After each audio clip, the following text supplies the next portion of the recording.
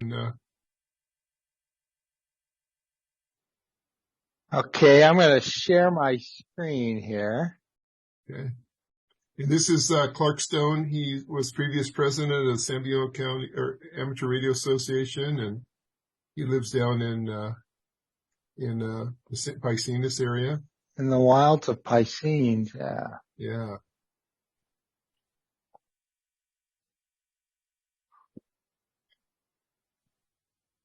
He has a river running through it at the base of his house. Yeah, I do now.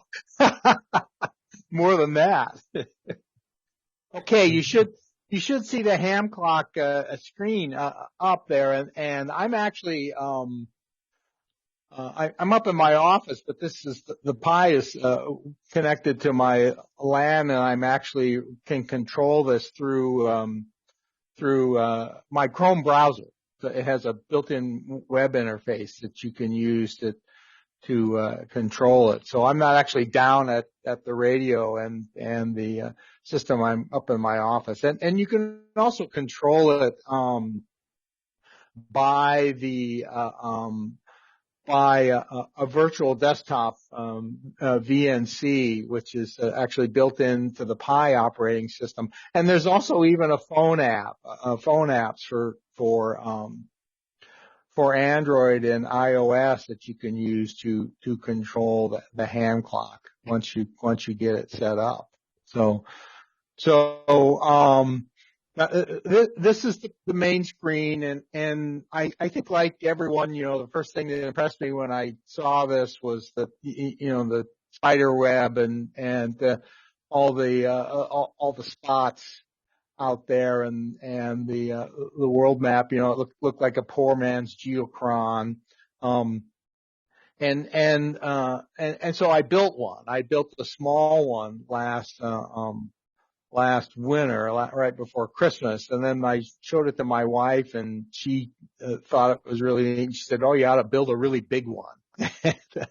So I redid my build and ended up building it on a 27-inch screen that I mounted down by my station. But other than kind of the gee whiz factor when you first see it, the more I used it, the more I realized there were a lot of really useful features in this, particularly if you're doing FT8 or FT4 digital work. This has got a lot of information that can really help you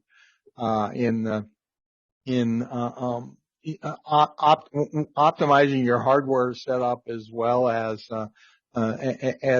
selecting bands and seeing how well your signal's propagating. So right now it looks a little busy because I went out this afternoon and did some work, and I set the live spots setting to hold the information for 6 hours, and so it's got everything I did this afternoon on there. Or ordinarily I wouldn't do that. I usually run it with about a 30-minute cycle time, because the bands, as you know, change pretty quickly, and having information more than 30 minutes old isn't really relevant. But what I'd like to do first is just go over the features that you can configure on this, and then I have information that I can provide on how to actually build one. If you're interested in building one, how to links for the hardware you need, and how to install the Pi operating system and configure and install the hand clock.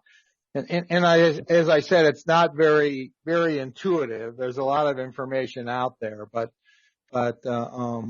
I think I've distilled down the most relevant commands so you can actually build one fairly easily yourself and get the hardware and put one together. And it took me probably about 2 hours once, even without doing it the first time. And I'll also note that I'll give you a link to the user's guide for this, which is online, which is really helpful too. It has a lot of information on it. So I'm going to start with the panels that are above and to the left of the map, and then I'll tell you what the different features are you can configure and I'll tell you the information that's on the map and how to use the spotting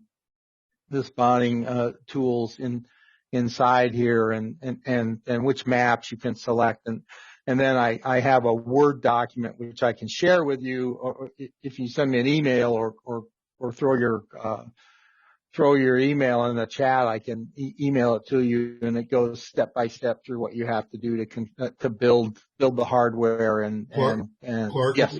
what we might want to do is if they want to send it to me, then I'll just send it out over the HF night. Yeah, I'll do that.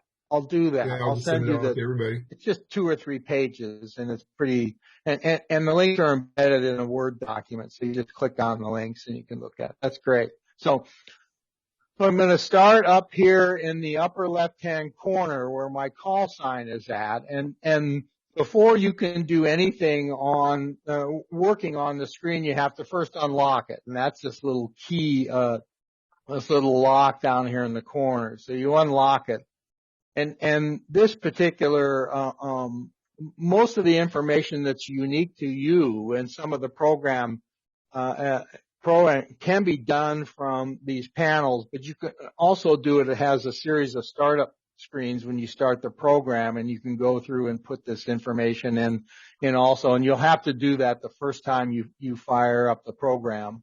You'll have to add your call sign, your grid, and lat long and things like that. So what's up here obviously is a UTC clock. And then my call sign is programmed into it, and the colors and everything are configurable up here. You can change the background color. You can change the color of the font and the like. It tells you how long your system has been up since the last boot, and you know, I've run this up to 3 or 4 weeks without rebooting it. It seems to run pretty solid. It's been up about 10 days. Gives you your local IP address here. Tells you the strength of your Wi-Fi signal, and then it tells you the version of software that you're running. And if it's time for an update, this version will change from white to red. So you can know to click on that, and it'll go through an automatic update cycle and reboot. And then it also has a built-in stopwatch or clock feature that you can use. I don't know what you would use this for, but you can put an alarm in here as well as a countdown timer and the like from this. But it is available to you if you want to use it. And I said there's all sorts of colors here, and you know, I prefer just a basic blue and white, but you can program that. We'll leave that like that for now. Now, directly below that is your station pane or your DE pane, and this has your abbreviated latitude and longitude in it, as well as your grid. All that information is actually has more digits of resolution than they can actually display here. But this information actually comes from what you program in the setup screen once you go through that when you boot it up. And your DE is this orange spot on the map. It's a little difficult to see, but it's where everything is radiating out from my location here. That's my station here based on my grid and lat longitude. And you can change this information from this particular screen. You can change your lat longitude and grid. There's a little keyboard here that you can just click on, and you can also adjust your UTC if you feel compelled to do that. But I've never had to. It goes out and pulls time from a local server, and it seems to maintain time sync with every other clock that I'm using. You know, FT8, I do a lot of FT8, so that's very time sensitive, and I sync my clock about every 20 minutes, and this aligns with it pretty well within a second. So So that's the DE pane. You'll also see when you look at the map in the far corner down here, if you can see it. Let me see if I can move this. There. There's an inversely colored dot here called. Oop, did I lose my screen here? Oh, something else popped up here. Sorry about that.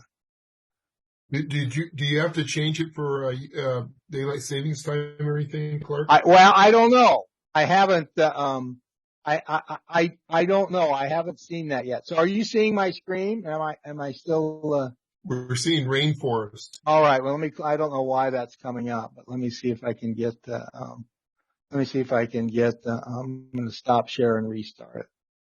For some reason, it was up on my browser. But. Okay. Should go back here. I don't know. I'm assuming because you're pulling time off on this server that you shouldn't have to make any adjustment to it for daylight savings time. I don't think I did, that I remember when it changed, recently. So anyway, what's down here in the far right corner of this inversely colored dot is that's my antipode. That's the location on the Earth that's directly opposite where I'm at, and I like to keep that up as put my DX spot over that, which I'll go over in a minute, because that kind of tells me that if my signal is propagating halfway around the world in one direction or the other, it should be going out about 12,000 some odd miles, which is roughly halfway around the world for me. But then directly below the DE pane is the DX pane, and that pane, from what I understand, was initially programmed so that it would interface directly with the FT8 program WSJTX, so that when you clicked on a station to contact them, that station would automatically be transferred to the ham clock and show up as the DX station. But they took that feature out. I guess I never got it to work because I'm propagating WSJTX information to my logger and also to a grid tracker through a little different method than they had suggested, and I could never get it to work. But the DX station, obviously you can move the DX position yourself by simply clicking on any particular contact. Will come up with the pertinent information for the DX station that's reporting you here on the map. It gives you local date and time. It gives you latitude and longitude. It gives you the distance, and and if you're that interested in it, you can also look up here at this screen, which I'll show you in a few minutes. You can get the local weather for the DX station too. So the DX pane serves two purposes. And it also allows you to select satellites. If you're interested in trying to track a satellite, you can select from a table of satellites here, and it will show you the track of the satellite on your map. And where that's, yeah, it is kind of cool. And it's like if you're tracking the ISS and trying to do, what is it, DHF, contact with the ISS. And so here's the ISS track and some, grids around that also. And it tells you roughly when the ISS zone here is going to be over your station. It tells me that in about 8 hours and 34 minutes, it's gonna, the Earth is gonna rotate and the ISS is gonna do its thing, and it's gonna be up over my station. So yeah, that's kind of handy. And when you select a satellite, that satellite track will show up on the on the map too. If you're interested in satellite hunting, that's kind of handy. Now, so I'll move up on the top here. Next to the call sign, this is a multifunction panel where you can select a lot of different stuff.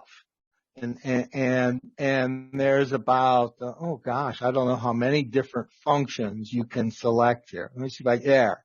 You can select any one of these. You can get a real-time feed of contests. You can select your DE weather, and there's some information here that relates to space weather that I don't really understand, but you can select it. You can select the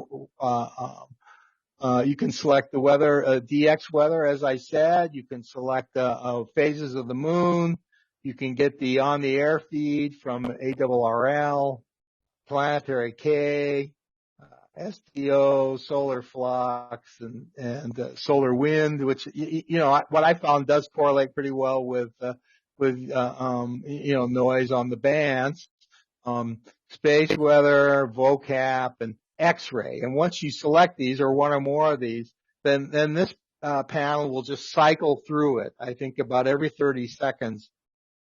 It'll bring that information up. And what the program is doing is it's going out, it's pulling that information off some other website and displaying it here. Some of the panels have options you can select.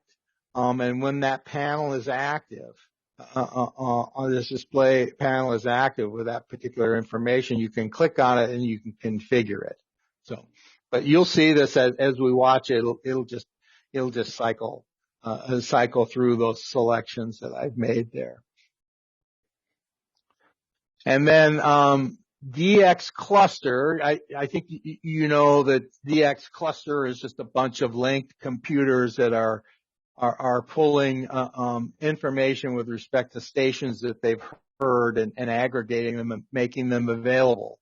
In the setup screens at startup, you will have to find a DX cluster site that works because like many things that are free and are online, they come and go. But I have found one and you just program in the URL for it and port 7300, which I think that might be a telnet port or something that pulls that information off. And then it'll just roll these spots through here, and you can configure this also to show contests or DE weather. But if you're showing cluster, it's the only thing you can show. You can't add other options to it.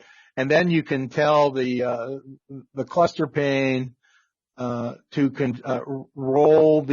aggregate the information either by band or by a call sign or by time. I think it's holding about 45 spots here. And if you click on any of these spots, let's pick one. There's a ZV. I don't know where that will come up as your DX spot, and it will also show up on the map if you can see it. Let me see if I can find one. R9. That's probably a Russian one or something. Yeah, see R9, it's under that pane, but you can see the DX will change when I click on various spots here, and it'll change that. Okay. Trying to move there. Okay. Now, the next one over for me, over from DX cluster is live spots. And when I'm doing FT8, this is the one I use the most. And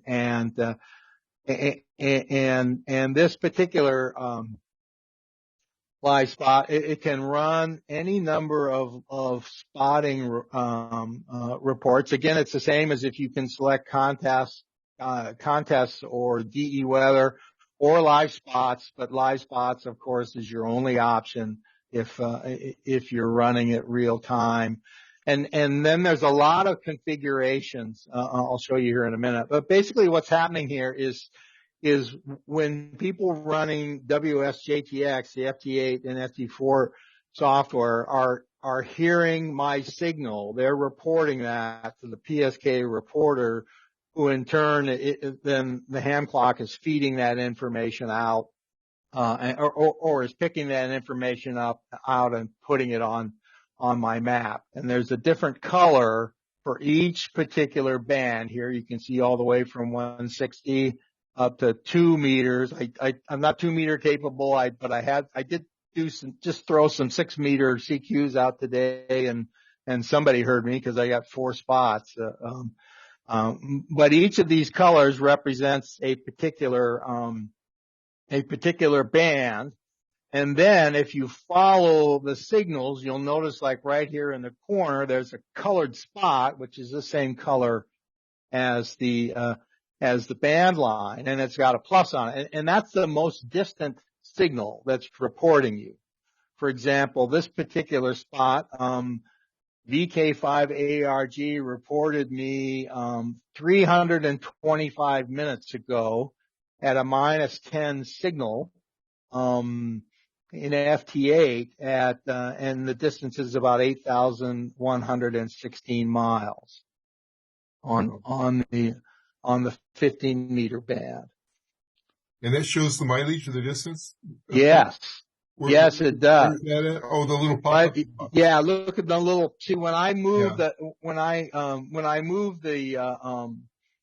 I move the cursor over a particular either a spot or the most distant one, the information pops up here. Okay. And like over in Africa, I don't know what country that is, but about 9,600 miles, they heard me at a -5, and that was again about 5 hours ago. And the interesting thing about this, as you operate it, is you'll see significant differences in how your signal propagates. I do, going east versus going west versus going south versus going north. And sometimes, some bands will propagate equally in all directions. I'll be heard out 8, 9, 10,000 miles, in either direction. And other times, I can't get out of the United States in going east, but I can be heard all the way over into India, 9,000 or more miles, to the west. So, that's very valuable when you're kind of looking to try to hunt some certain countries. Like right now, India is on my list. I'm trying to do India, and I'm figuring out that at certain times of the day I can do India I can hear India, and India can hear me pretty well on 40 meters. So, but that's really handy. And you can see what's up here. Obviously the colors, and these are the number of counts. 500 stations have reported me on 20 meter, 227 on 17, 15 meter, 385, 564. I've seen counts on busy weekends, sometimes over 1,000, of people reporting. And this is just an option that people select to share their spotting information. And as the FT8 information propagates through the program when you're on that band, that information is collected by PSK reporter and then picked up by the ham clock software. And if that's too busy for you, and it can be, you have other options on how to do this real-time spotting. Here I happen to be doing PSK. You can also do RBN, which, from what I understand is reverse beacons. These are people, beacons broadcast and reverse beacons just listen, I guess. And you can also do, Whisper, which is another real-time spot reporter. That's interesting because you could use Whisper. Remember I brought that little, I showed that little, unit for $120 or what it was, that we could actually hook it up and do Whisper transmitting to try. There you go. Yeah.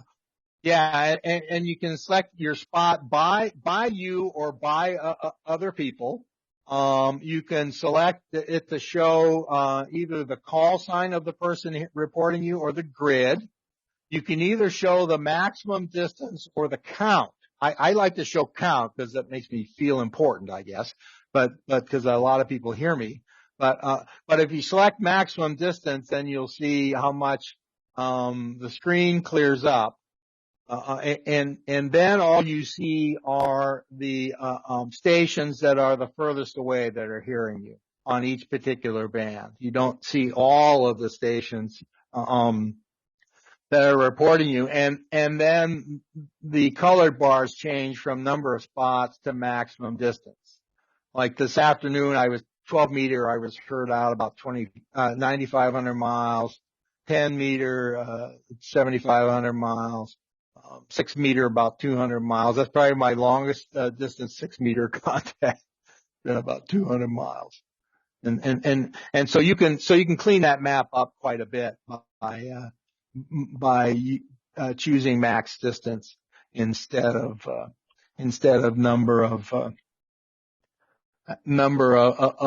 spots. But it doesn't look as cool, right? I mean, because the spiderweb map is kind of cool. So, and then you can select the age of the reports. For instance, if I were to select 30 minutes, I'd probably see nothing here because I wasn't on 30 minutes ago. And you can also select which particular bands you want to have it aggregate and report your information. I don't have 2 meter I just leave it checked. I don't know, but yeah. So this to me, when I'm doing FT8, I'll usually, at different times of day, you can kind of tell how clean the band is and how things are going to do by, listening to the background noise, but you can't really tell how well the signal's propagating because, pick a few bands and throw out some CQs and the live spots, usually get populated within about 2 minutes. And so you'll know how well, you're being heard pretty much all the way around the world. The FT8 bands seem to be active 24/7. Worldwide. So you'll always know who's hearing you and where. And it's really taught me a lot about propagation and makes me feel good when I make a contact with somebody who's got a picture of a $10,000 Yagi up on a 80-foot tower, and I've got my little wire strung from the gutter up to the side of the hill, and he's he's reporting my signal at a -4 or something like that. So this is a very handy panel here. And then finally over here, this shows a summary of the space weather, solar flux and other factors. And again, I've noticed that the solar weather does correlate with propagation. I know that's well known. It's just something I don't really understand that well. But then the other panel here are the beacons. And I think you probably know about these NCDF beacons. They're a series of stations that are located around the world, and they're broadcasting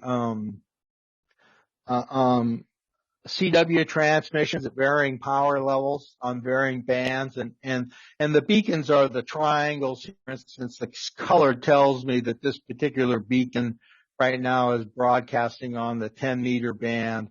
This particular beacon up here, this blue beacon, is broadcasting on the 12 meter band. And so it doesn't help me with FT8, but they broadcast at these frequencies that'll pop up here. And the beacons, they start, they transmit their call sign and then a series of dashes, and they transmit in a series. They start at 100 watts, they drop down to 10 watts, and they drop down to 1 watt, then they drop down to 100 milliwatts.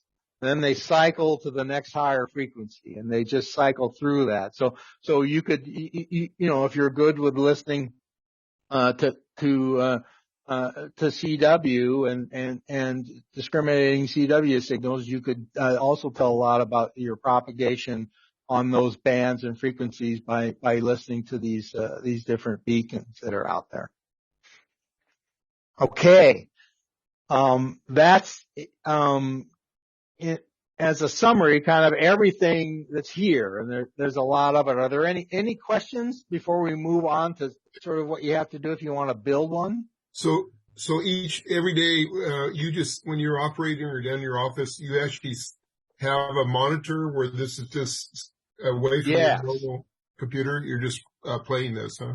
Yes, I do. I bought a 27-inch monitor. I bought a refurbished one off Amazon. It was like $90. It's a gorgeous monitor. And the, my Pi running ham clock just plugs into that.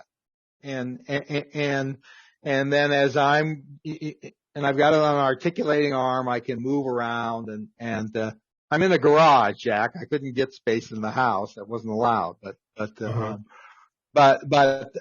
then, as I'm working, I'm checking and what's going on with the signal. And then I have the virtual, I need a laptop to run FT8. So I've got a virtual, connection between that laptop and the Pi through the real VNC, client. And I can control it and look at different things as I'm operating WSJTX. So, Clark, I have a question. And, you might get into this later, but just in case you don't. So I'm a big fan of Raspberry Pi. I've got a couple of ham projects that, Lori and I have worked on, and I've got, like 2 Raspberry Pis running all the time for various things. So my question is, for this platform and this application, does it require a certain variety of Raspberry Pi, or is it pretty much any version, or not version, but any horsepower will do? Will this run on a Pi 0, or do you have to have like a Pi 4 or something like that? I don't think it will run on a Pi 0. I believe, although I'm running on a Pi 4, a 1 gigabyte. Pi 4. I haven't, and that's kind of where I started. I didn't start with a 3 or a lesser. But when I compiled the executable, I set some functions which utilized the quad core functionality of the 4. So it may work on a 3. I really don't know. It definitely works on a 4. You don't need anything more than a 1 gig 4 to run it. And it's not stressed. I run it in a thermal box. I don't even run a fan on it, and it never gets warm. So I don't know. I mean, it may, likely in the user's guide, when you get to the point where you start to build the executable, there may be information that says, for Pi 3 do this, for Pi 4 do this. But I recall I did set a flag when I built the executable where I told it I was building it on a quad core Pi. Okay, great. Thanks. Mm-hmm. Any other questions on this? I think it's neat. It's neat because it gives you, I really personally didn't understand what a ham clock was, but now I see, it gives you the whole propagation map. And I think that's really neat. There's a lot of good information right there. Yeah, you could do more with it on propagation and spots than I do with it. That's for sure. But for what I'm just doing right now, I'm just doing FT8 and FT4, and it's really giving me a lot of good stuff for that. And I can even, if I find there are stations reporting me on a certain band that aren't active on FT8 at that time, I can actively call them and try to get them to answer. And because I know they're hearing me, so the software is running Clark, do you, is this Raspberry Pi on this dedicated setup? It just sits there on a monitor all day, or how does it work? Yeah, it does. It does. Yeah. Yeah, it just is, it's not much bigger than a credit card. The box is about the size of a pack of cigarettes, and it plugs in to just like a regular phone type charger. And then it has a connection, an HDMI port that goes to I bought a refurbished computer monitor, but any monitor you have, and I'll tell you a little bit about that when we go through how to build it. But yeah, it basically sits there. The monitor turns off when I'm not using it. And then, when I'm ready to go out and make some contacts, I'll just turn the monitor on and I wonder if you could run WSJTX on this too. When I run FT8, I use a Raspberry Pi 4. Yeah, you probably could. Yeah. You probably could. You don't need much for an interface with this once you get it built. You don't need a keyboard or anything because it just kind of runs on its own. But yeah, I mean, it might be possible if you're running it already on the Pi. This is just an application that runs on the Pi. I mean, you start it like any other Pi. Yeah, I would think you could run both at the same time on a Pi 4. Yeah, and the Pi has how many video outputs? I think at least 3, right? 2 HDMI and then the internal plug. So you can run multiple monitors off of it too, and yeah, I haven't thought of that, but yeah, maybe there's enough horsepower there. You can do both. My Pi 4 runs WSJTX. It runs FT8 perfect. I mean, I don't need my main computer. I have dedicated the Raspberry Pi to a website and to FT8. Oh yeah, that's great. That's great. Now I hadn't thought of that. I'm using a laptop. I just bought a refurbished laptop for the digital work. And I did the Pi and the ham clock later. Yeah. And I host a website on there too. So yeah, it has a built-in web server. Well, that's what I'm doing. That's what I'm doing here. See, I just logged in. The ham clock also has a built-in web server, and I just put the the address in on the local network, and that's how I can monitor and control it from up here. So. Yeah, that's great. No, I'll bet you could. I'll bet you could run. Now, yeah, I'm trying to think. How that would work. Are you using like a micro SD card memory? And how do you program the okay. No, okay. The Pi OS, I did the Pi OS on the micro SD card and then basically once that was done, I just SSH in and do the hand clock. So yeah, I think you're right. I think you could run both of them. And it's certainly worth a shot. So, but yeah, if you're doing FT8 already, this is a really nice tool. It's going to help you out a lot. So. Yeah. Quick question, Clark? Yeah, Ernie. I just recently had to replace my router, and I don't know what the rest of your presentation is going to be like, but would you go through the configuration of getting this thing back on the internet again? I will go through how to build one and how to do executable. But I mean, what is it not? So is your Pi not connected? Yes, that's correct. Okay. So yeah, that's a configuration. As long as the Pi OS is working. Yes. There's 2 ways to configure Wi-Fi access on the Pi. You can actually, and maybe I'll just go into that, because I talk about how to get. There's 2 capabilities you need when you build the Pi. You need to be able to remote in, SSH in, and you want it to automatically connect to Wi-Fi when you boot up. And you do both of those when you use the Pi desktop tool that builds the operating system on the flash type. So I'll go over that in a couple of minutes. Okay. Are there Yeah. Any other questions on what's up here? Like I say, I haven't explored all the capability. I don't profess to be an expert on solar weather and its impact on propagation, but I do know it's certainly made me more effective in doing the digital work and the information giving me what I need to hunt down some of the countries and the grids I'm trying to hunt down.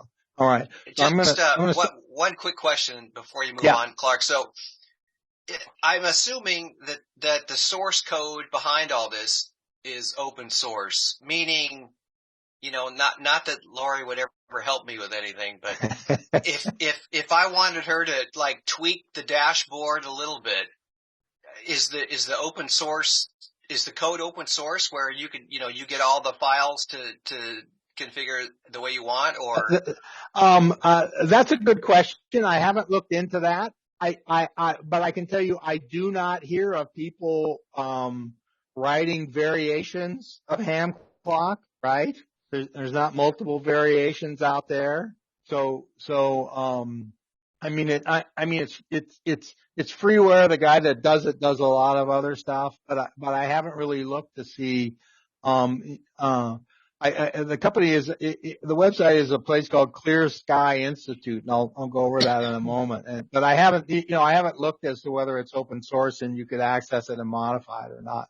But the only thing I know is that I haven't seen variations of it out there. There's not like WSJTX, as Gary knows, that is open source, and people have taken it and built derivatives of it and used that. But I have not seen that for ham clock. I do know that there are people who will, the guy that wrote the code is actually commercializing it, and you can buy a ham clock all put together in programs. So he is trying to make some money on it. I think he sells them for like $300 or $400. So it's possible that they haven't opened up the code because of that. Okay, great. Thanks. Mm-hmm. All right, I'm going to stop the share and I'm going to bring up the Word document with the instructions, and maybe we can answer Ernie's question at the same time. So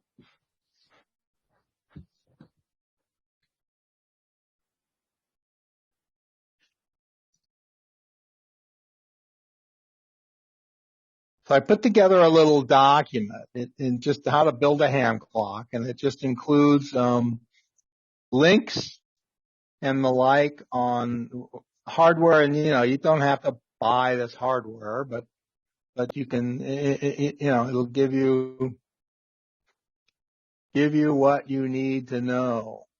Can everybody see that? Yep. Yes. It say build the ham clock. I'm going to scroll down a little bit. Hopefully you can see that. When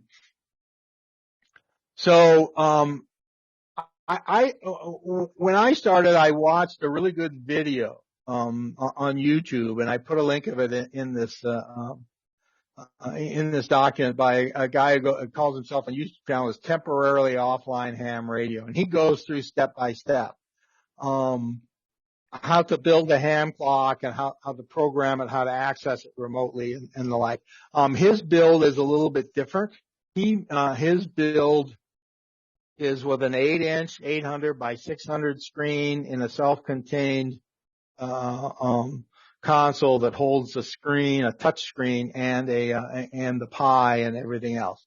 That's too small. You don't want an 800 by 600 one. You want a bigger one. And he also programmed it so that when the Pi powers up, it automatically boots into ham clock. And when you do that, that's really the only function you can run, because you can't get back out. So it has some limitations, but again, if you're new to working with Raspberry Pi or new to using Linux, it's a good place to start. But I put a list of parts here. As I said, I'm using a Pi 4 quad core. You need an 8 gigabyte or larger micro SD card. You need some way to program the micro SD card outside of the Pi, and You can either use a larger SD card adapter, or you can you can buy just a USB micro SD adapter too. You need a power supply. It's 5 volts, but it's a little higher amperage than a regular phone charger is. So, and apparently the Pis are somewhat sensitive to the voltage. So you need to buy a specific Pi type of voltage power supply. I use a thermal case. As I said, it's a metal case, and the case is designed such that it has some thermal pads and some thermal material that when you put it together, you put the pad in and the thermal material, and when you screw the case together, that the portions of the case contact the chipset, the CPU, the chipsets in the Pi, and then the case acts as a thermal sink, and it works fine. It never even gets warm. Yeah, I have one like that, and I use the thermal grease instead of the pads and the silver grease. Mine just runs great all the time. I'm just so happy I didn't have to have one with a fan. Yeah. Yeah. I mean, some people, I imagine if you were really stressing it and pushing it, you might need ventilation, but for what we're doing here, it just doesn't make a difference. Yeah, it's an aluminum case. It's got little fins on it. Yep. Works great. Yeah. I got the same thing. And again, you can buy any variation of this hardware you need, but the Pis for a while were in short supply, and then when they got back in supply, they were pretty pricey. The price has been going down. I think, at one time the 1 gigs were like $60 or $70, and they went up to $120, and now they're down to less than $100 again. So, shop price, but the price is going down. The HDMI output for the Pi is a micro HDMI cable. And so you'll need a micro HDMI cable to whatever cable your display happens to use. I had micro HDMI to HDMI. But it could be, I guess an RGB cable could work too if you wanted to do that. And you need a display of some type, an old TV or an LED monitor or something like that. You need to make a note of what the maximum display resolution is on that screen, and I'll explain why that is in a few minutes, because the Pi has some, HamClock has some limitations on the screen resolution that can display. But there's ways to work around it, but you've got to program your executable. You've got to compile your executable for a resolution that's equal to or less than your maximum resolution. And then you basically stretch it out is what you do. So, okay. Installing the Pi system on your micro SD card. You want to use the Raspberry Pi imager. And Ernie, what I mentioned, is through this imager that you can, configure the operating system to automatically connect to your Wi-Fi. As you're doing your build, if you want to rebuild your executable, your Pi OS.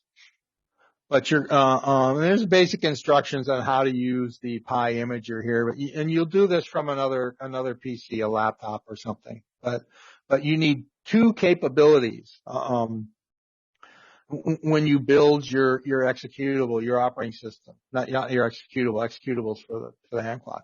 You want to enable SSH, which is your secure shell access, which you're going to actually go into the Pi through the local area network and set a username and password for the secure shell access.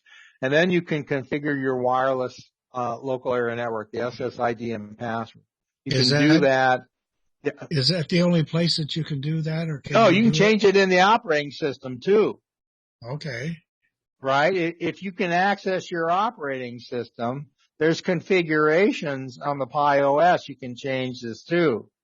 But what this will do is get you to the point where from another computer, you can finish making the Pi OS and the ham clock without having to hook up a keyboard and a mouse and a monitor, right? That's what the SSH once it connects to your LAN, then you can SSH into it and you can operate it and program it from remote. But no, you should be able to configure your Wi-Fi from the Pi OS, set configuration settings in that. But then you're going to, using the Pi imager, you're going to write your operating system. And there's multiple versions of the operating system. Just pick the full OS with desktop apps. You don't need any more than that. That easily fits on an 8 gig card. And you're going to write the operating system to the card on the second computer. And then once it's finished, you can basically, install your micro SD card in the Pi board and connect the power and boot it up. And if you properly configured your wireless, the Pi will automatically connect your Wi-Fi network. But you'll need to know, however, you will need to know what IP address is assigned by the router on your Wi-Fi network. So for me, all I had to do was go to the interface with my wireless router, and it told me, it's very clearly marked Raspberry Pi, and it told me that it was, 192.168.1.44. But you'll need to know that IP address, figure out how you're going to find that IP address once it connects, if you want to connect to it for another computer. But if you have to, you can connect the display, a mouse and keyboard to the Pi. It has 4 USB ports and 2 external HDMI ports, and you can hook up a USB keyboard, USB mouse, and a USB display and finish the work that way. But if you want to do it by SSH, you simply open a command prompt terminal in Windows. I'm certain there's probably an equivalent shell in the Mac OS, and then you SSH to the Pi at your internal IP address. In my case, is 192.168.1, and this is in 44. It's assigned by my local network. And once you're there, you have a text interface to operate the Pi from the remote computer. Clear Sky Institute is where you get your ham clock. I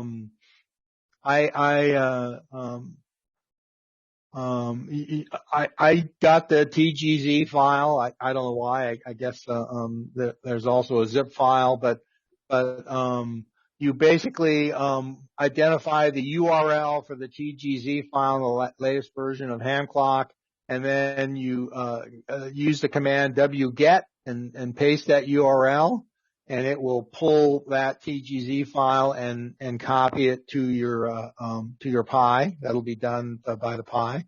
And then you're going to go through a bunch, and again, like I said, I was a Unix guy in the 80s, and these commands kind of brought some stuff back, not a lot, but then you're going to extract the tarball here, the TGZ file, pull the files out of the compressed files. You've got to install a few library files so it works. This libx-dev,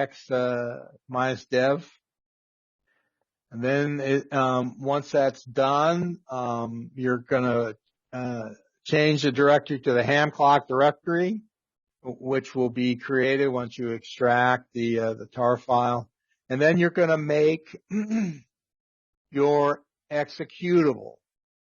Using the X command, and these particular commands, this J4 command, is a command that sets a flag for the quad core, which is in the Pi 4. And then it's going to say ham clock dash 800 by 480. In this particular case, this makes an executable at 800 to 480 display resolution. There's no way to change the display resolution once you make the executable. And you can only make the executable in 4 levels of resolution. I think this is supposed to be 800 by 400 here. I got a typo here. But ham clock can only display 4 levels of resolution. 800 by 480, 1600 by 960, 2400 by 1440, and 3200 by 1920. You know, it's a pretty high resolution. When you build the executable, specify the resolution which is either equal or just less than your monitor's resolution. And I think I think my 27 is a 1020 by something, 1028 by something, I forget.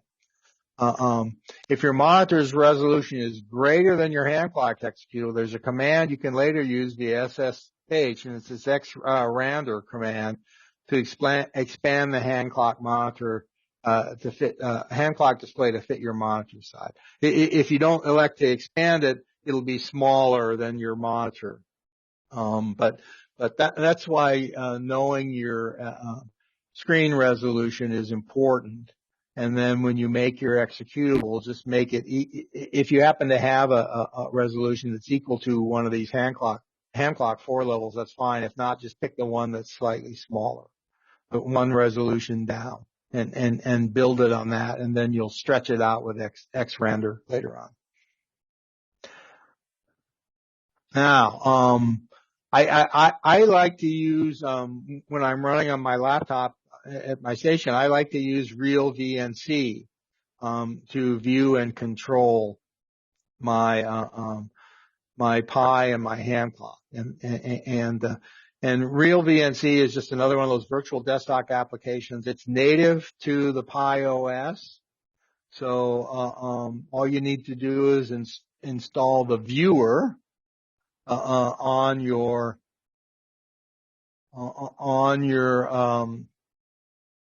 laptop that you're operating, you want to remote into the Pi from, and make sure you enable the server in the Pi, and this is real VNC is free for non-commercial use. And then once you connect up by real VNC, then you simply run the ham clock from the Pi desktop launcher. You simply click run and type ham clock, and it's going. It'll be running. Now, first time you open the ham clock application, it'll run you through about 6 pages of setup. You'll enter your call sign, your grid, your latitude, your longitude, and you will not tell ham clock to do Wi-Fi, because you're already connected to Wi-Fi through Pi OS. But the linked video covers this pretty well, starting at 16 minutes 10 seconds. But you'll have to go through each one of those pages to configure the ham clock for your particular use. It'll test and select a NIST time server, and it does, if you want to program in a cluster server, a DX cluster, you do that there. That's where you do. You had a question, Gary? No, I was just copying. But on one of these pages is where you would program in your DX cluster server, and you have to look around and, like I say, find one that works, because it took me 2 or 3 tries to find one that worked. They come and go, apparently. But once you do this setup, you will get the option every time you restart ham clock to go through the setup again if you like, or you can skip it. So if you ever need to change anything on your ham clock configuration, a different DX cluster server, or I don't know, you move, you're not in the same grid anymore, or something like that, you can change that by booting up. Otherwise, there's just a skip button, and you can just skip it, and the executable will run. Like I said, I rarely restart mine. It runs weeks without having to do anything else. And let's see, some other useful information. As I said, you can access your hand clock via built-in web server. Use port 8081. And that's what I did tonight. It's on my local network. I I call up the HTTP to the IP address at port 8081 and live.html. It comes up. Supposedly you can reach this remotely too. You can definitely reach it remotely through real VNC if you have an reason to do that. Okay. HamClock Users Guide. Here's the link. It's big, and it changes with every update. It is 10 pages. It's very comprehensive. It tells you what all the signals are and how to configure how to configure each page. Let me just see if I can call that back up. And what the different symbols are, like I showed you, the different, the different, you're not sharing anymore? Yeah, I know. I have to call that back up again. So, there. All right. I'll share my screen again. Let me do that.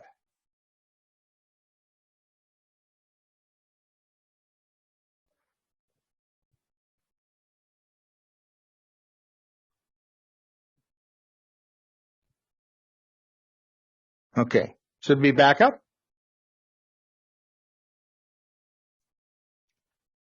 And here's the xrandr. Can you see that okay? Yeah. Okay. And here's the xrandr command. So my monitor resolution was 1920 by 1080. The next size down from that in the HamClock build was 1600 by 960. So, what I do then to stretch the, HDMI 1 output, which is the one I'm plugged into, there's 3, 0, 1, and 2, right? 0 is the internal ribbon cable connector, which is used with an internal, display console. But HDMI 1 and HDMI 2 are the two,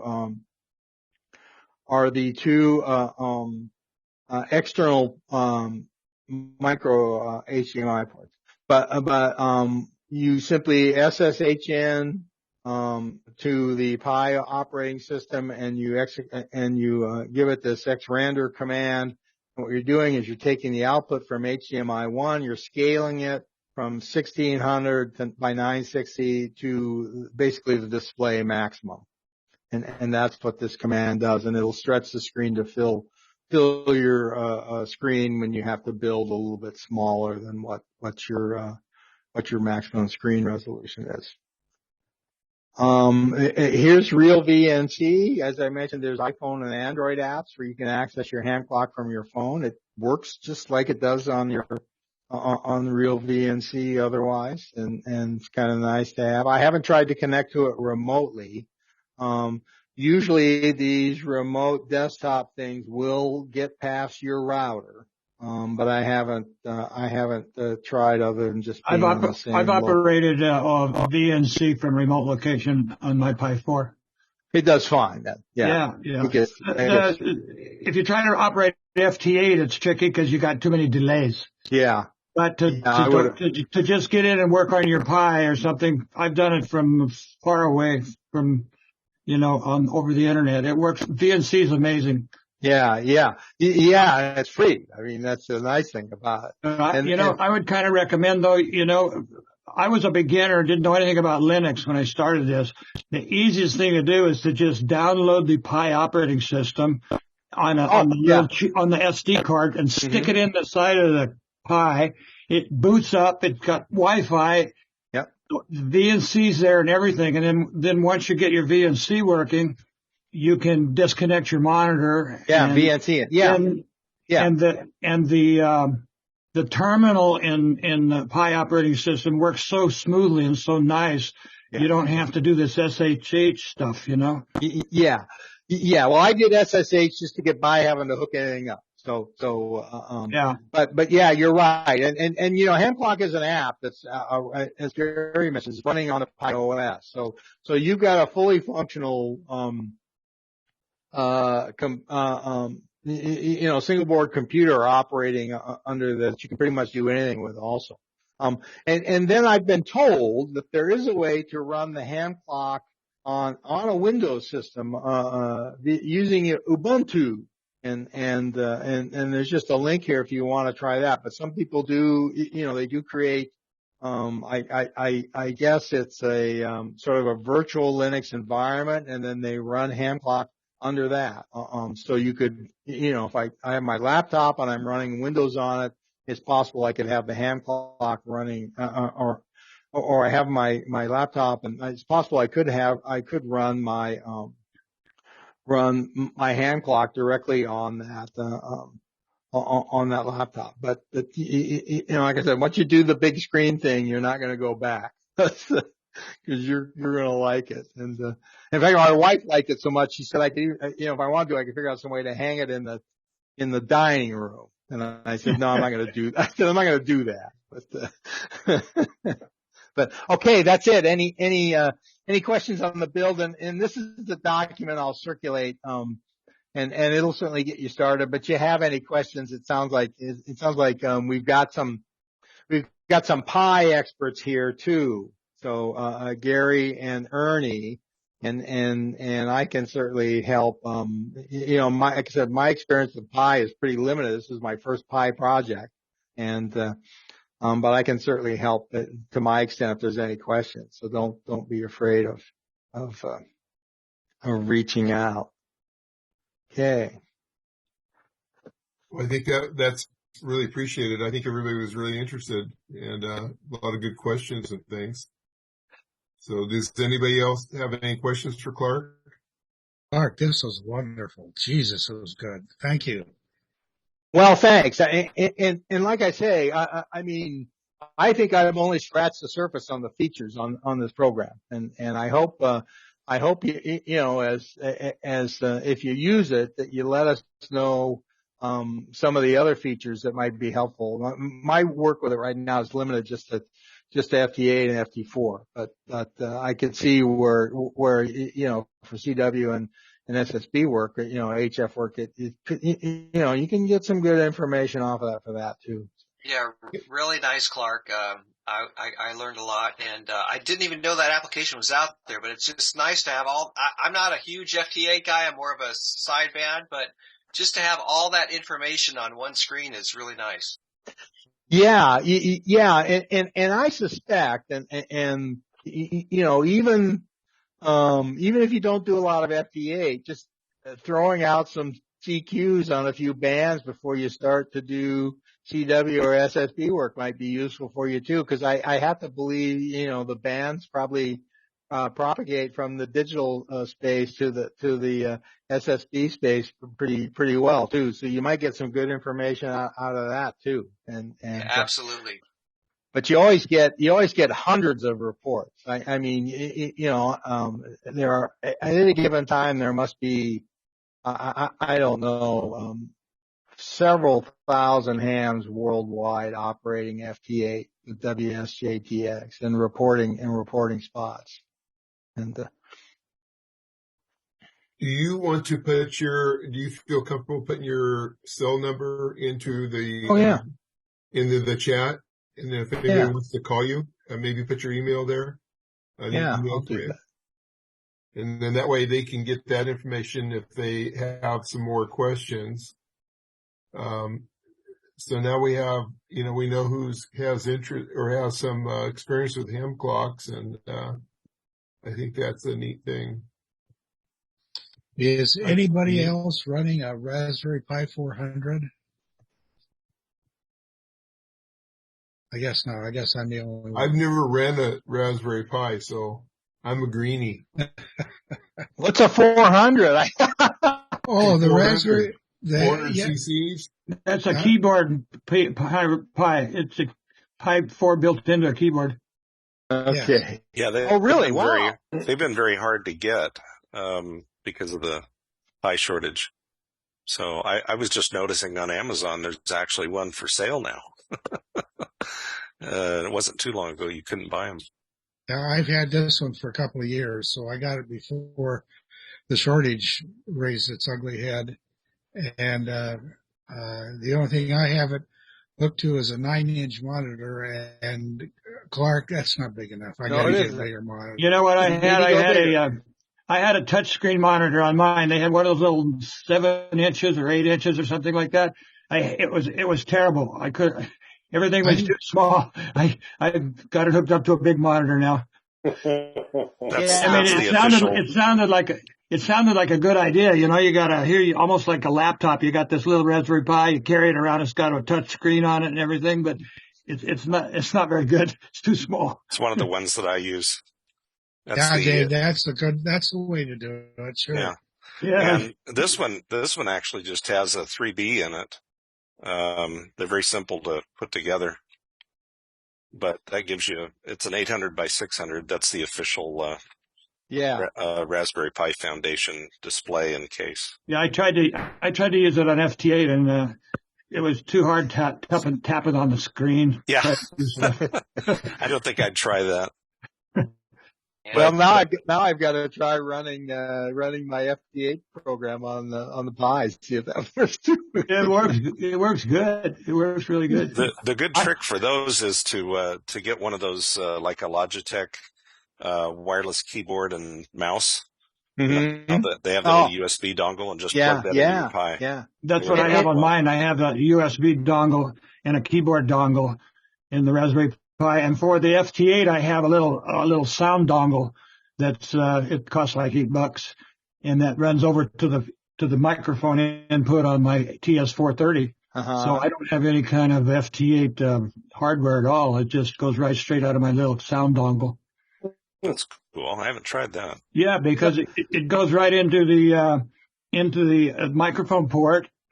That's where the audio goes in. And if you have a Vox on the TS430, as soon as the sound goes in there, it keys the TS430. You don't need any kind of FT8 hardware. Wow. I was hoping that, I looked before this presentation, I couldn't find it, but I have a screen capture from my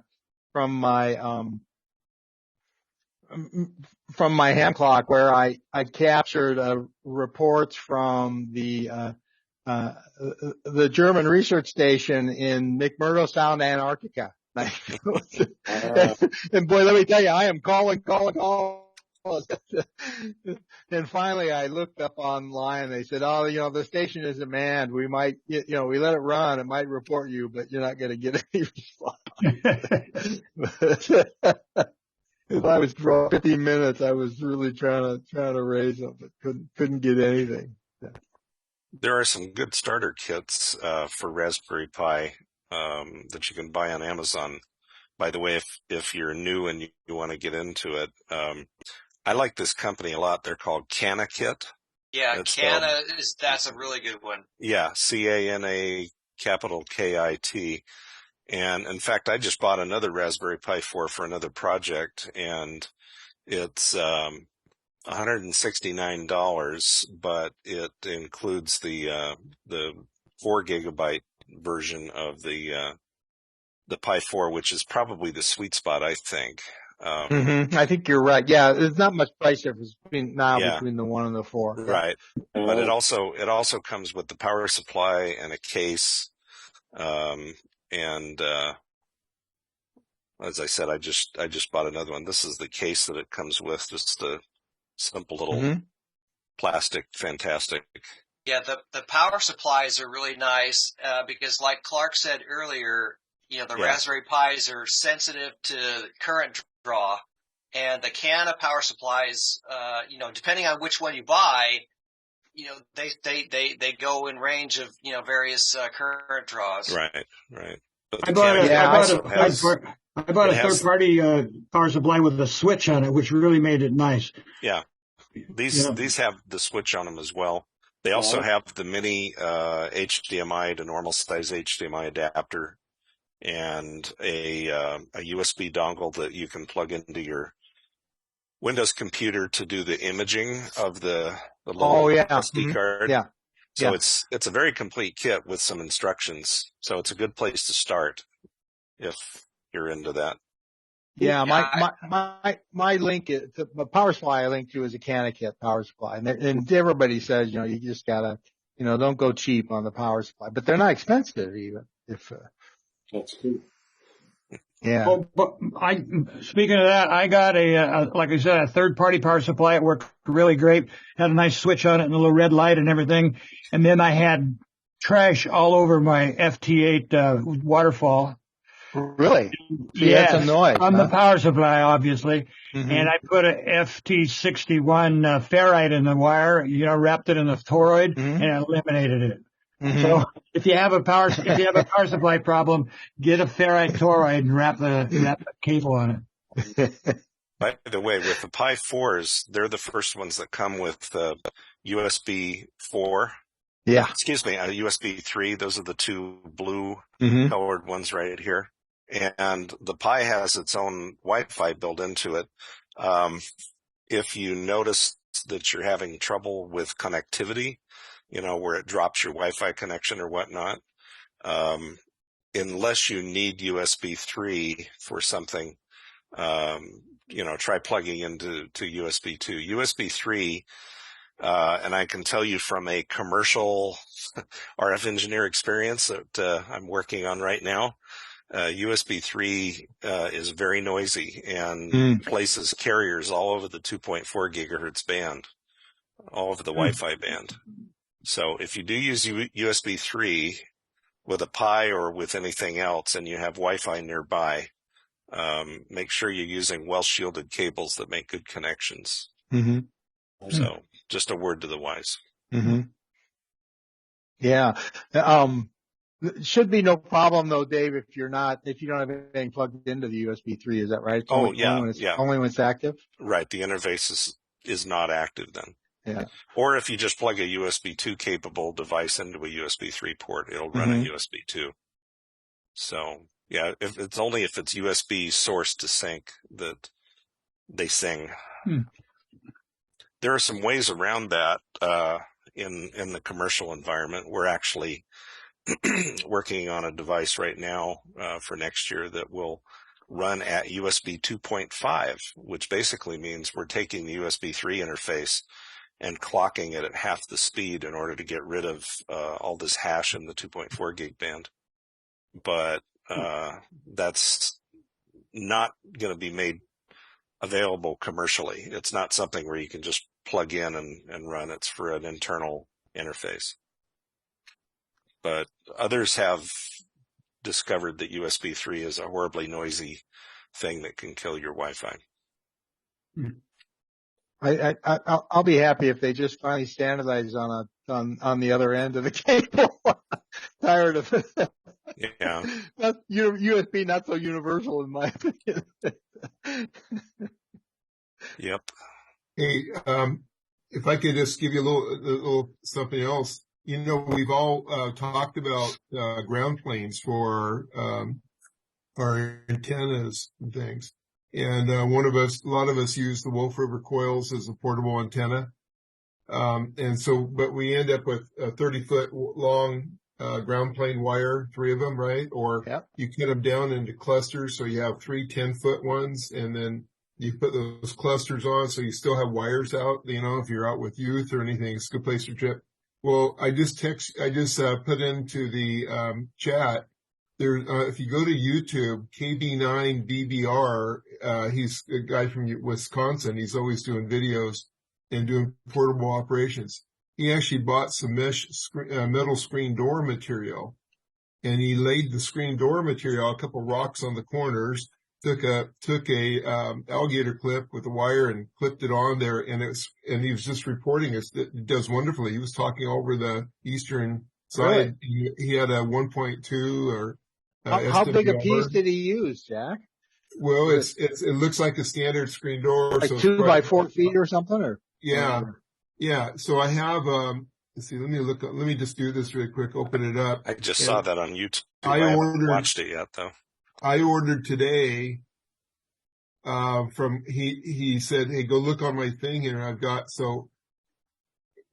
On Amazon, he advertised on Amazon, you can buy a 36 by 84 piece of bright aluminum, screen door meshing for $9.80, $9.68. So I bought one today.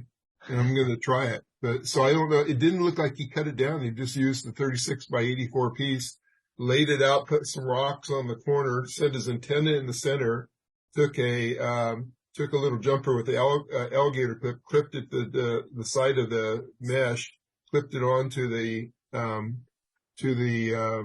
where you'd hook on your ground radios, and it was working. That's all he did, and it was working great. He was just demonstrating it. So. Jack, I've done something similar in my experiments, is using the quarter-inch mesh wire that comes in rolls, the galvanized wire. Okay. You can get it 100-foot rolls or anything you want. You buy it down at the hardware store. You know, they're welded connections. They're quarter-inch squares. You're talking about hardware. You're talking about hardware cloth. Hardware cloth, yeah. And it does, and it's all galvanized. It should work as well as the aluminum screen. It's kind of stiff though compared to, the wind door. Yeah, what screen this door is because then you could just roll it up. Yeah, you can roll it up. It's kind of stiff compared to, the aluminum screen door stuff, but it should work. And you can buy it in any length. You can buy a 100-foot roll if you want. Yeah, I should look into that because that would save me probably 10 minutes of setup for Parks on the Air, because I'm using basically 3 quarter wavelength radials that I have to, unroll, and I should give that a try. Yeah. According to what I've read, the by far the most important part of your radials is the first few feet out from the antenna, like 10 feet or so. If it's better to have a lot of radials close than it is a couple really long. I mean, if like where I go out in Wyoming, sometimes if there's a little bit, terrain that, I can't quite do it where I'm kind of sticking the antenna, it's a little harder, but it sure would be easier than have people tripping over wires and trying to warn them, if I just had like a 4 by 8 foot piece of mesh on the ground and throw my antenna, if they step on it, no big deal, One thing that does too is it creates a lot of capacity to the earth. And so that you have a much better ground connection. So it's not just the wire. It's not just the aluminum. It's the capacity to the earth. Okay. I wonder if that screen technique would work with some of these HF verticals that where you have to hook up a lot of. I would say any of those. I mean, Dave's more the RF engineer over here, but. I know what you're talking about, Clark. Because I'm looking at possibly purchasing one of those DX Commanders. Yep. And, that is heavily weighted, on the radial situation. People run dozens of radios and they bury them, a few inches in the earth, and then Dave will tell you their dog digs them up, right? Look at Daddy, I have a wire. I just, for my dog, or because of my dog, I'm getting into telescope season again, where it's actually non-horrible to stand outside in the dark, although we're still down in the low 30s at night right now. I just got one of these, it's basically one of those, dog, fences that's, individual panels, of screening. Well, screened isn't the right word, like hardware cloth, but they're stiffer, that'll fold up into a bundle. And when I want to put my telescope out there to cool off or warm up to the ambient temperature, you need to do that for about an hour. I can actually put this around to keep the little one from, biting wires, or she's just fascinated with anything I touch. So that's, that was the problem with like that, Dave? No. This is the puppy cut. He got a puppy cut yesterday. Oh, that's the miniature Australian Shepherd. All the hair's gone. Yeah, he was a big cotton ball. Yeah, they look like little collies. Yeah. So how old do you think that dog looks? I don't know. They all look like puppies to me. They're all very small. Yeah, he looks like a puppy, but he's 12 years old. Yeah. Oh, wow. And you show him a tennis ball, and the world just came to an end. That's all you have to show him. He just chases and chases. Yeah, I had to put a bite guard around my butternut vertical. It's a piece of this heavy-duty plastic conduit that's about 2 feet in diameter, and that sits around the bottom of my vertical. It's a bite guard. And I had to bury the radials, and so far she hasn't dug any new ones up. So I don't understand, Dave. What's the dog's fascination with the antenna? I don't know. It's like, in her mind, let's see, is it expensive? Is it hard to replace? I'm going to bite it. She really did a number on our hot tub cover, on the skirt around the edges of the cover. You know, there's $1,000. I'll bite it. So, my son's not mean. He'll hold the slipper up and that dog will set the tension, so we got him trained. But the funniest thing one time that these dogs because Dave's that has the same dog. I'm sitting in my family room, my son's house, and I'm watching, he's cooking something in the kitchen, and the dog is sitting at the entry of the kitchen watching him. And every time he turns his back, the dog puts his head in the garbage can and is looking around. And then, no, he barely makes a movement to turn around, and the dog's sitting back up watching. And so he's trying not to get caught. So every time he turns around, the head's in the garbage can again. So they're just really smart, and that's where they are. Hey, let me ask you a question. I don't know, I have too much light right here. Hang on a second, see if I can do something.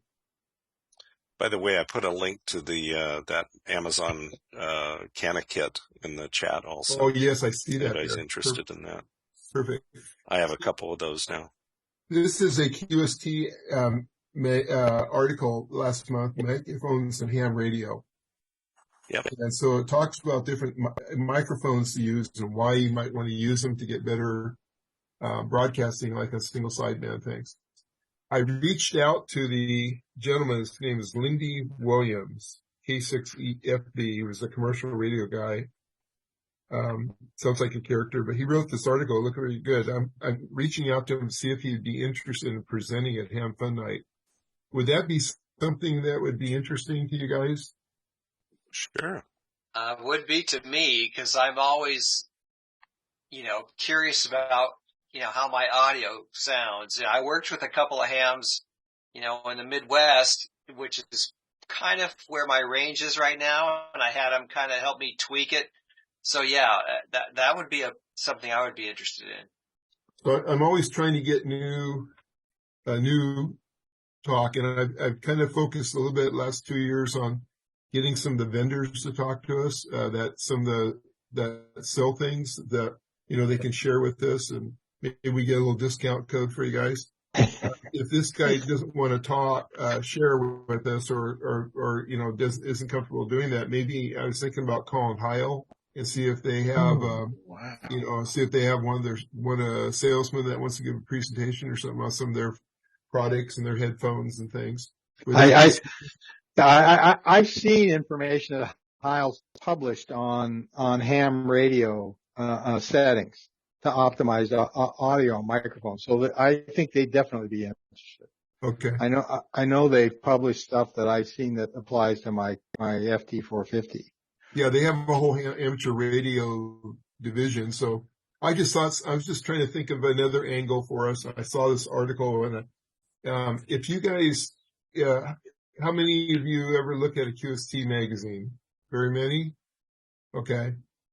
If you see an article in there, something that kind of intrigues you or interests you, feel free to give me an email. And I only ignore Brian O'Neill's emails, but not anybody else's.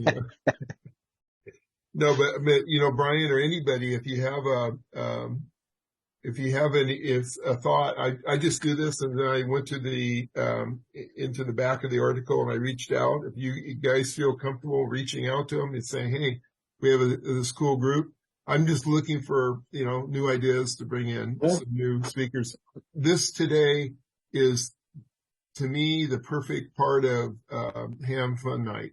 Having somebody who gets excited. You could feel Clark's excitement about this ham clock. And we look at the detail he put together in this handout that he's going to give you guys. I mean, it's just everything's there. And I want to applaud him. And I think it's a great presentation. Excellent. And it's, everybody's been interested and things. So I'm building a multi-band, Yagi antenna, HF Yagi antenna now. That's kind of my next, that's kind of my next thing. So we'll see how, I got a whole box of tubing down in my garage. So you want a little, you need a tower? I'm actually going to build it portable and I can put it up and take it down. Oh, okay. Yeah. Okay. Because the wife will not allow a tower. So. Sometimes Tim, well, you got the acreage there, but sometimes Tim will find towers. Sometimes people give me towers. And so I just usually give them away or pass them to people. So, well, if you do, I mean, I might be able to make a persuasive argument for putting one up if one were to be available. Yeah. Because I think it really helps. Gives you something also you can run, dipole off of and things. Yep. You got a lot of trees there where you're at too, so. I do, but they're not in the right place. Yeah. You gotta, I actually have a 30-foot push-up I'm using now with my NFED and man, I tell you, it made a huge difference. It's really, I'm getting on the digital modes contacts out to almost, I'm literally out to the antipode. I'm about halfway there, so. I live in a funny world. I'm a real estate broker. And so years ago, I had this listing on this nice little ranch and, agent brought in a buyer and they closed on this transaction. And then later I met that buyer and it's Clark. So. Yeah, that's right. Yeah. So. We got lots of trees. We almost got, the little shed down the road almost got washed away this year.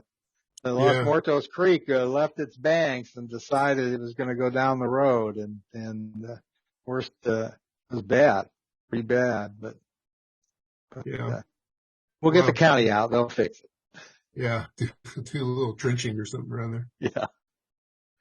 So again, if you guys have anything comes up, you can always email me, Bob.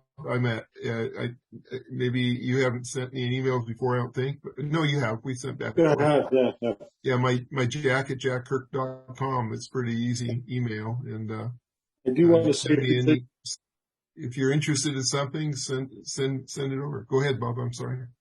No, that's okay. I just want to thank everybody. It's my first HamFun night and, was wondering a couple of things, where everybody's from. And then if we could go around, that'd be kind of cool to see because I don't think everybody's from California. But also about you guys were talking. I mean, thanks Clark for what you did. That everything is above my head right now. I'm so new to everything, but it was great to see because there's a lot of stuff that I keep hearing about and seeing it all there. Whether or not I get to do anything like that soon or not, I don't know. But it's great because you always get to learn a little bit. That makes you keep going. Trying to learn more, especially with you guys were talking about the pie. You guys are all experts. It seems like I'm still trying to figure that out, what it's used for. I have a bad habit of buying things before I actually use them. And I'm trying not to do that, especially with this new hobby. So everybody does that. Oh, good. I'm not the only one. Okay. All right. Hey, Bob, I'm going to give you a secret. I buy pie. I buy pie up at Casa de Fruta. They have wonderful cherry pie there. I'm going. We usually bring it home. So where are you guys? Jack, where do you live? So I live between Gilroy and Hollister in North San Benito County. I have a apricot ranch out here. Okay. So I'm in Morgan Hill, by the way. Yeah, I looked up in your Morgan Hill. Yeah. Yeah. What about you, Ernie?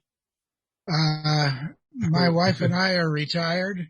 We live full time in our big RV. We're presently parked at the fairgrounds, the San Benito County Fairgrounds between Bicinas and Tres Pinos. Oh, wow. We're kind of stuck in this area because my wife's mother, has dementia really bad and, she's in hospice care right now, so I don't think she's going to be around much longer. But we generally travel all over the United States, so if it weren't for the internet, we'd be dead. I tell you what, I always want to attend these functions, and I highly recommend that you do too, Bob, because not all of the subjects are as technical as the one that we had tonight. Hey, Ernie, how do you get internet out at the fairgrounds? I use a Verizon MiFi. It's a little packet thing about this big, and it Wow. hooks to the local cell phone towers. Oh. And I have data plans with all of my devices here. So, and I also have a big tall antenna that goes up probably 20 feet with a directional antenna that if I point it toward a cell phone tower, it amplifies that signal, and I can get pretty good speeds with just that. Wow. Nice to meet you. Yeah. So Gary's Yeah, from I'm in Hollister. Oh, Gary was he's taught in college. He's taught electronics and tell him about yourself, Gary. Oh, well, I've been around. I was a teacher for a while, and then I worked in aerospace for 30 years out here in Hollister, and now I'm retired and taking care of the old family farm. nice. Very nice. And then Clark. Yeah, I live in Pisces, not too far from the fairgrounds. Actually, we've got 60 acres out here, and wife keeps horses, and I can stretch my antenna out as far as I need to, and Wow. As far as his wife will let him. yeah, that's right. Yeah, the tower thing kind of. I've learned I need to just put it up and then ask her. Then she kind of, rather than ask permission, I asked for forgiveness. So. There you go.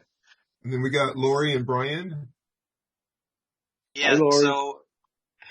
So Lori and I are in South San Jose, right on the edge of Coyote Valley. And interesting, quick story. The way we found this group, well, except Lori has known Tim for a long time because they both work at IBM. But the way they found this group, the way I found the group was when I first got my technician license. I was all excited and I wanted to, reach out. So I found the K7DAA repeater, and I called out to them one night, and they're like, "Hey, I could hear somebody out there, but I can't really quite make them out. You want to try again?"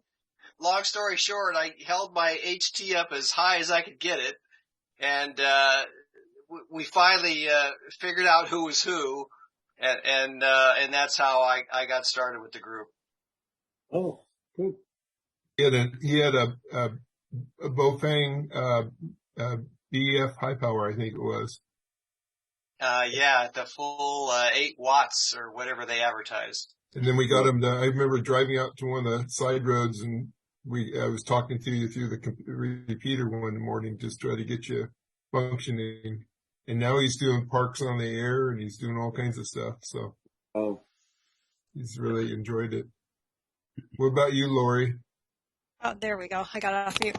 By the way, speaking of animals, we have a cat that just loves to chew on plastic. So we have to keep plastic bags and everything out of sight. We have to close the bathroom doors so she doesn't go and chew on the plastic bags in the trash can. Otherwise it'll come back up. So it's been quite a challenge.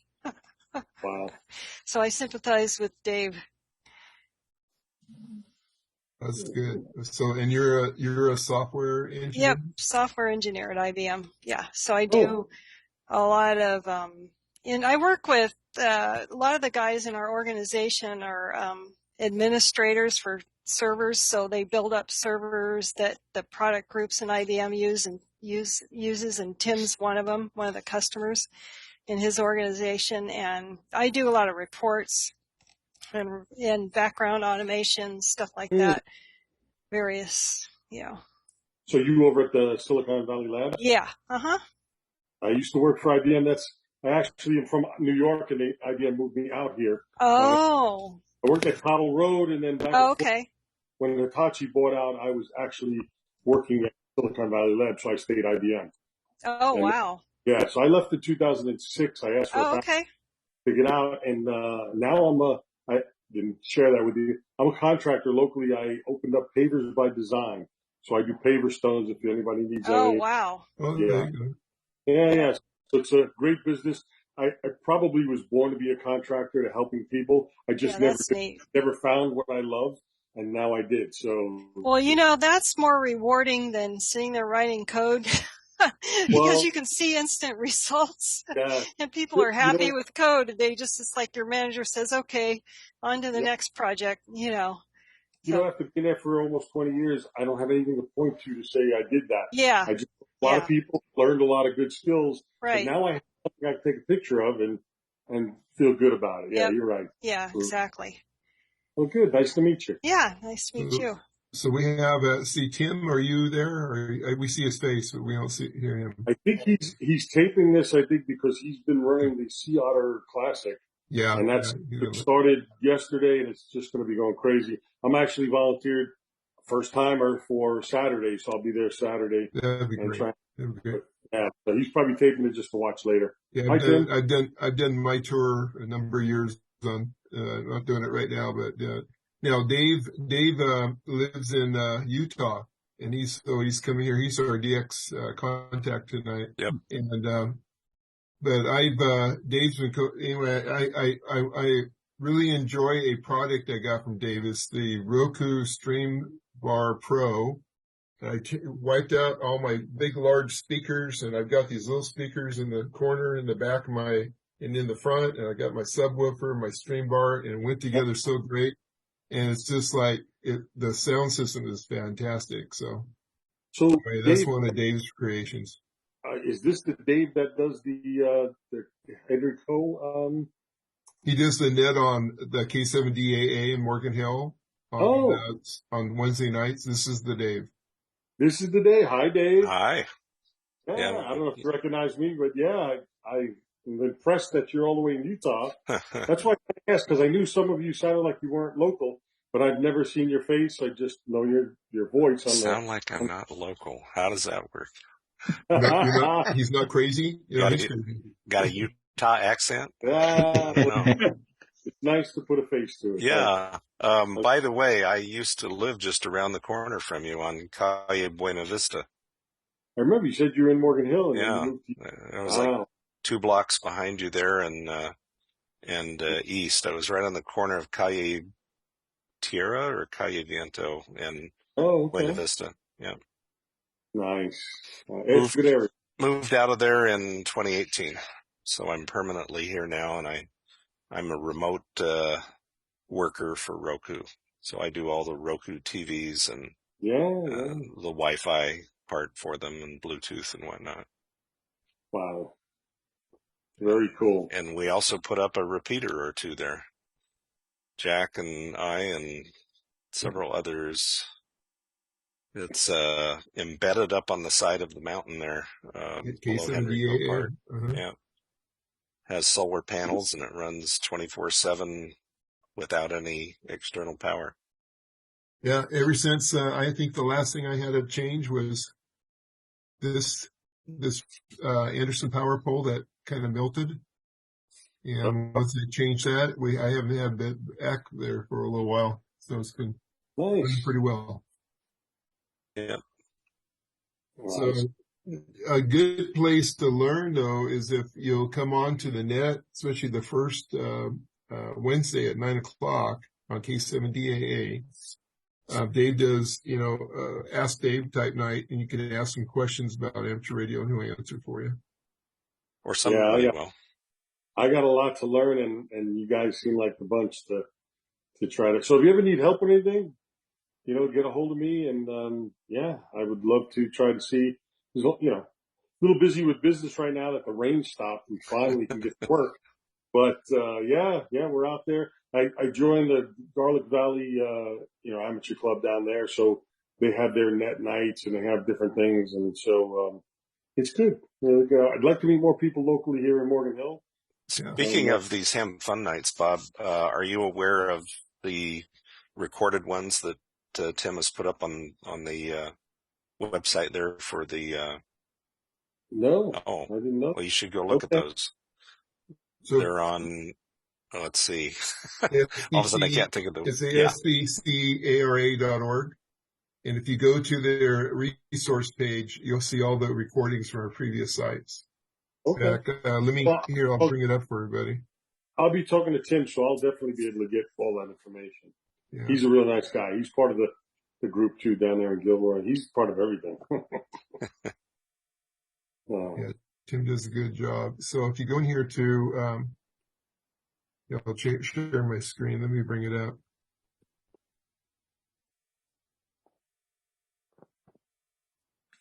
Let's see what comes up. Okay. Yeah. Okay. I'm going to go back and, somehow, let me see here.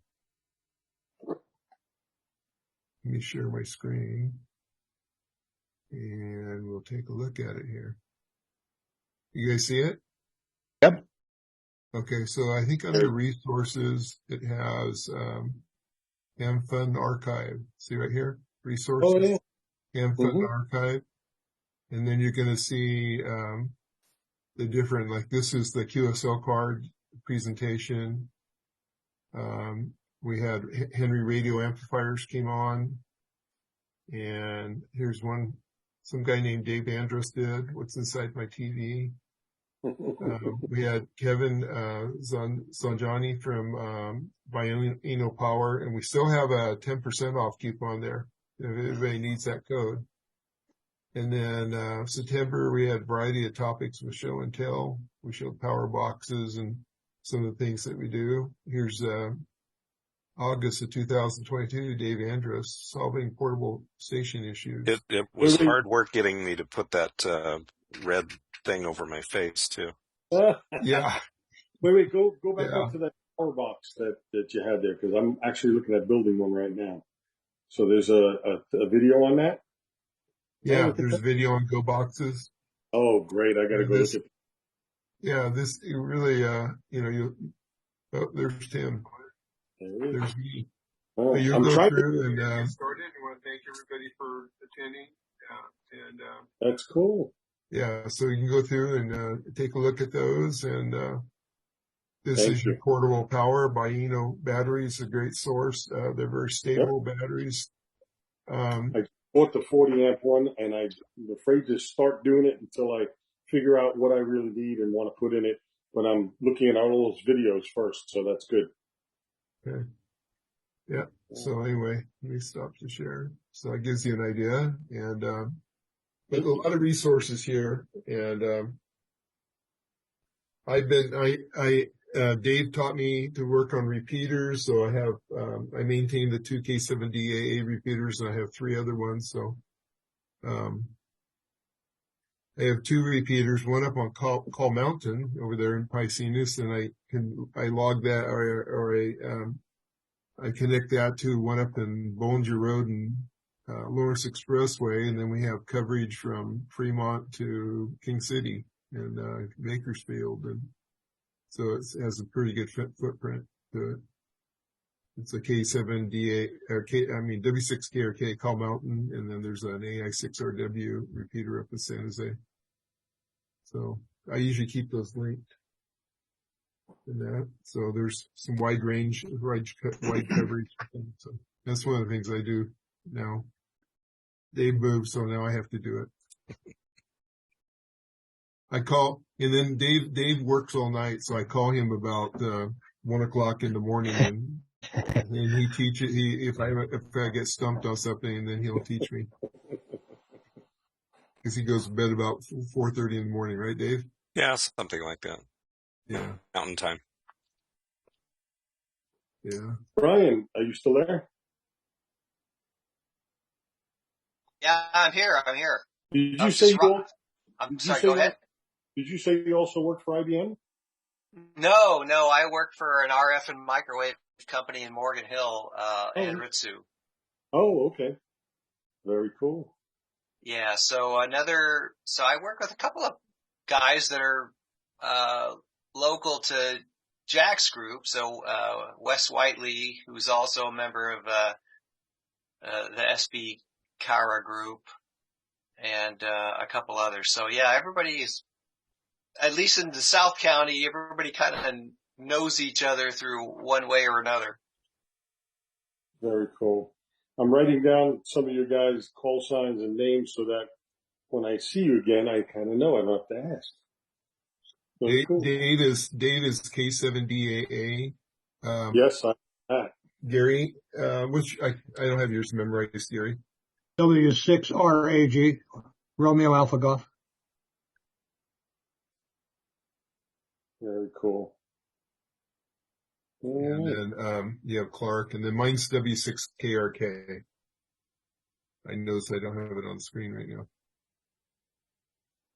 Yeah, I keep typing mine in. I don't know how to save it because every time I go to Zoom, it just says Bob. Just right click, and then down the bottom it says rename, and then you can add it. I didn't realize mine wasn't on there. Yeah, I rename it, but it doesn't stay. It goes back to Bob's iPad. Oh, yeah. No, it says right now KN6OEY. It's had it the whole evening. It's had that call letter on there. Yeah. I put it up there when I first logged on. Oh yeah. So, all right. Well, my wife just got home and 9 o'clock, and I'm gonna call the night. I got a little bit to run some comparables for somebody for a house, and I think we can call it a night. Does that sound good? Yeah, thank you guys so much. It was nice to meet everybody. Yeah, you're going to find everybody's willing to share what they have. I think you'll find in this group, and there's others that'll be attending here too, that there's not, not the egos that you're going to, if you're new, you don't have to feel intimidated about asking a question.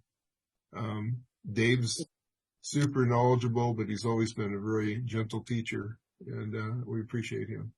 He's been a mentor to a lot of people. Very nice. Yeah. I got a tail. Okay. Well, I'm going to go ahead and, right. Can we say goodbye? Yeah. Clark? Yep. Thanks, Clark. For Thank you so attending, much. everybody. Thanks, Yeah. Clark. Thank Good night, you. everybody. Thank you, everybody. Good night now. Good night.